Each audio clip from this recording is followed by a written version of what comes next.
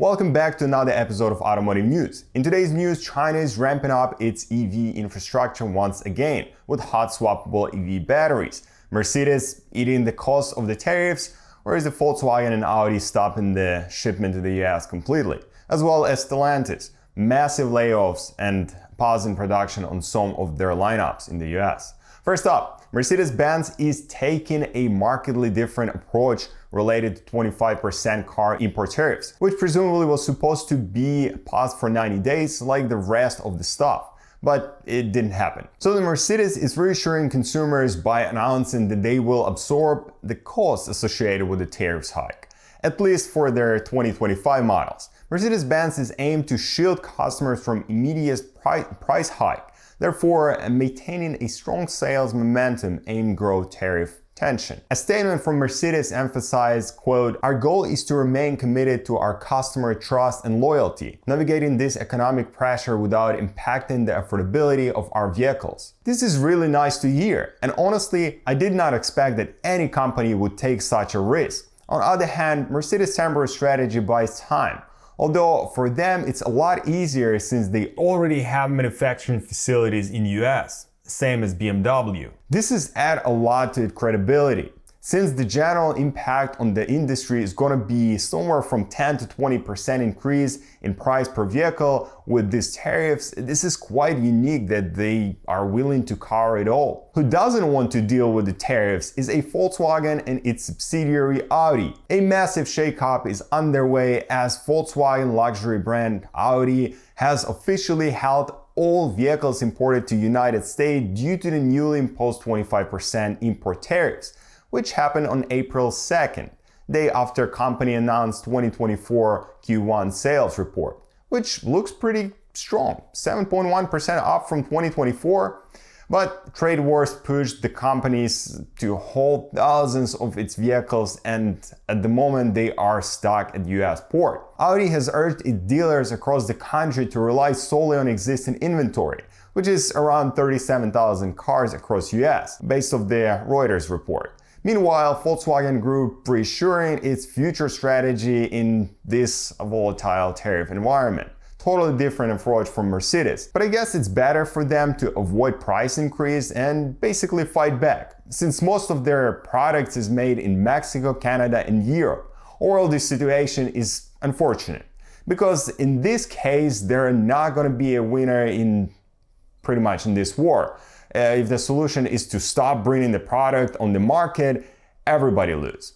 On the other hand, Tesla controversy is fighting with something different, as Tesla is now facing a massive global backlash, doubled with Tesla Takedown. This sparked by John Donovan and filmmaker Alex Winter. You and I have witnessed many things, but nothing as bodacious as what just happened. Donovan is a Boston University professor who basically initiated the movement with a social media post. And Winter, known for the Bill and Ted movies, joined to amplify the message and organize protests. The movement gained traction with online tools like TeslaTakedown.com, which list upcoming protests at Tesla facilities. The protests have grown into a massive global movement, taking place in more than 250 US cities and spreading across 13 other countries. Protesters argue Musk's political action are severely damaging Tesla brand image, and this is really bad time for Musk and Tesla apparently. His reputation has suffered significantly since he got his foot into the politics territory. But that's how it usually works for the people who think that they are invincible. Tesla is now confronting a critical public relationship challenge. So Musk and his executive team must navigate cautiously in the upcoming month. On the other hand, President Trump gave us a hint with how he's going to basically protect some of the companies. Quite good one.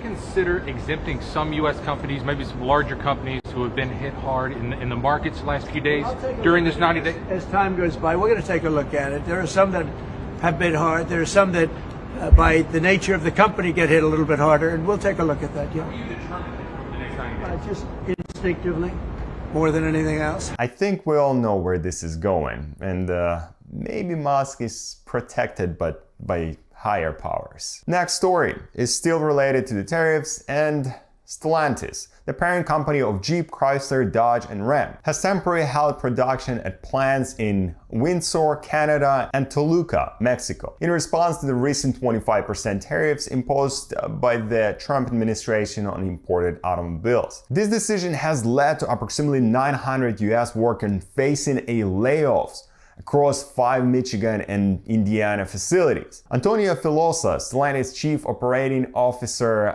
for America, explained in a letter to employees that the company is actively assessing the quote medium and long-term effect of these tariffs, but immediate action were necessary. He emphasized that the production pause in Canada and Mexico directly impacting operation in US, specifically the Windsor assembly plant, responsible for manufacturing Chrysler Pacifico and Voyager minivan, as well as Dodge Charger Daytona, will shut down for 2 weeks, affecting around 4,500 workers. Meanwhile, the Toluca assembly plant producing the Jeep Compass and Jeep Wrangler S will pause operation for entire months of April, though the employees there will continue to report to work and receive pay despite no vehicle production. We have more car manufacturers, Roger, coming into our country now. Speaking of cars, we've never seen anything like it. And they're coming in because of the election, but they're coming in because of the tariffs,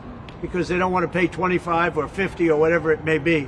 They don't want to pay that. They can't pay that. The tariffs have sparked broader industry turmoil, prompting other automakers to adjust strategies. Political reaction have also emerged, with US Senate Minority Leader Chuck Schumer calling the resulting job loss a quote, horrifying consequences. Nevertheless, the White House maintained its stance, arguing the tariffs encourage companies to return jobs to the United States. But so far, it's not working as planned, same as everything else, and technically one person behind all of it, or practically. Joining the lineup of manufacturing halting shipments, Jaguar Land Rover has also passed pause on US imports, highlighting how broad-reaching these tariffs truly are. Jaguar Land Rover executive stated, quote, "The US is an important market for JR's luxury brand. As we work to address the new trading team with our business partners, we're entering our short-term action, including a shipment pause in April." The future for Jaguar Land Rover American market hangs in an unstable balance. The JLR practically can't compete inside the US market despite selling quarter of the best-selling models like Range Rover Sport, and Defender for the US market.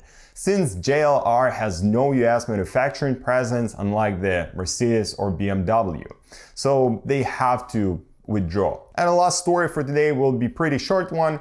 China, where electric vehicles continue their rapid dominance. The China government, in collaboration with the global battery giant CATL, is launching an ambitious new initiative aimed at dramatically expanding battery swapping infrastructure nationwide by the end of 2025. The goal here is to address one of the EV's biggest limitations: charging anxiety, by implementing efficient standardized battery swap station across urban centers and highways. Drivers will experience significantly reduced wait time and increased convenience, removing a major barrier to EV adoption. According to CATL, this massive infrastructure boost could revolutionize consumer perception, accelerating Chinese dominance in the EV space globally.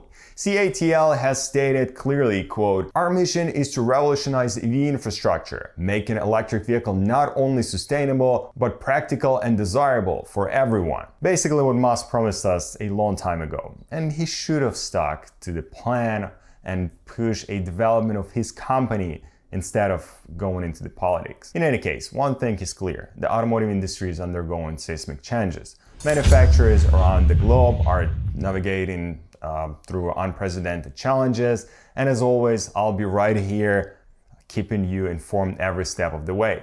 Make sure to subscribe, like, and leave me a comment below. Let's say this is a small reward for my time. Keep your engines revved up and eyes on the road. See you in the next automotive news episode.